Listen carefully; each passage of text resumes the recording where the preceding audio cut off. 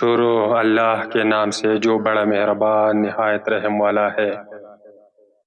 حضور اکرم صلی اللہ علیہ وسلم نے فرمایا،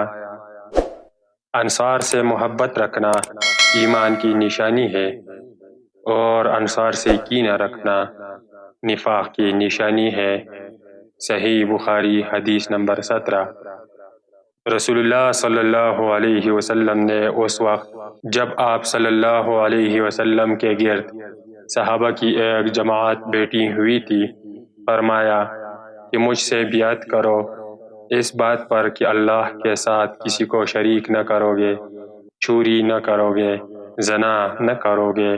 اپنی اولاد کو قتل نہ کرو گے، اور نہ عمدن کسی پر کوئی ناحق بہتان باندھو گے، اور کسی بھی اچھی بات میں اللہ کی نافرمانی نہ کرو گے۔ جو کوئی تم میں اس عہد کو پورا کرے گا تو اس کا ثواب اللہ کے ذمے ہے، اور جو کوئی ان بری باتوں میں سے کسی کا ارتکاب کرے اور اسے دنیا میں اسلامی قانون کے تحت سزا دے دی گئی تو یہ سزا اس کے گناہوں کے لیے بدلہ ہو جائے گی،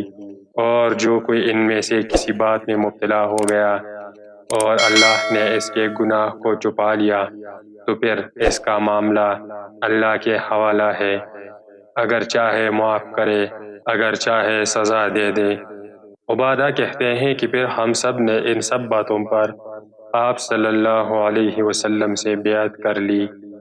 صحیح بخاری حدیث نمبر 18۔